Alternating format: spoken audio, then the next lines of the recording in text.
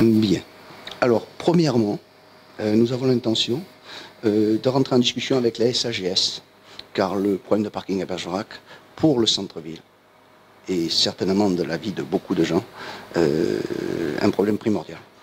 On voit tous les commerces qui... Enfin, je dirais pas tous les commerces, mais quand on voit le nombre de commerces qui ferment, avec les vitrines blanchies, on voit ce qui se passe.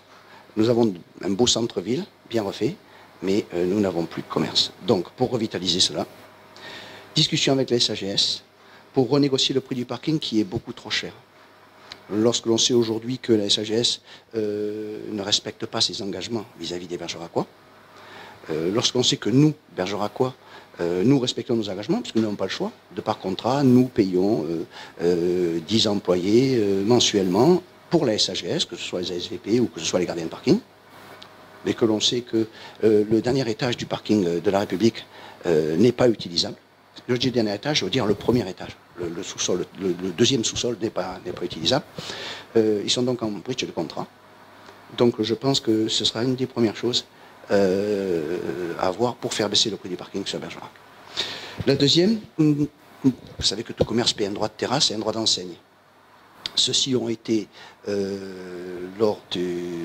2008, après les élections, il y a eu une augmentation de ces droits et un contrôle plus que strict, qui fait que maintenant, une enseigne sur pas de porte coûte excessivement cher. Si l'on double le prix du parking, le prix de l'enseigne et des droits de terrasse, l'on comprend pourquoi les gens ont du mal à monter un commerce sur Bergerac, ou lorsqu'il est monté, à le pérenniser et à le faire vivre. Nous verrons aussi la position de l'association des commerçants de Bergerac vis-à-vis du caritatif. Aujourd'hui, il faut savoir que l'association de commerçants de Bergerac paye un quitus, puisque à une époque, il y avait une association qui s'appelait l'AOL, et l'AOL fournissait des repas sur la ville, la loi de 1901. L'AOL reversait les bénéfices pour des projets caritatifs sur Bergerac.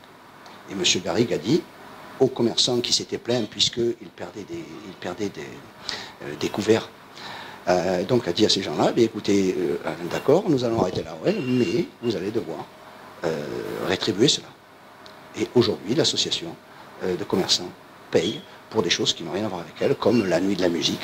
Quand tout est fermé, les commerçants payent pour ça. Donc c'est une chose qu'il faudra revoir pour redynamiser. Ce n'est pas en faisant payer, encore une fois, un impôt supplémentaire aux gens qui s'installent au centre-ville que l'on va pérenniser les commerces. Et puis, la possibilité de créer un marché, mais ça c'est une activité, je dirais, plutôt saisonnière.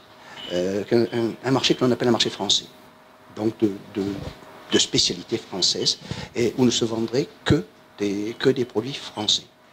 Donc pas de produits pas chers importés de Chine ou d'ailleurs, mais que des produits français.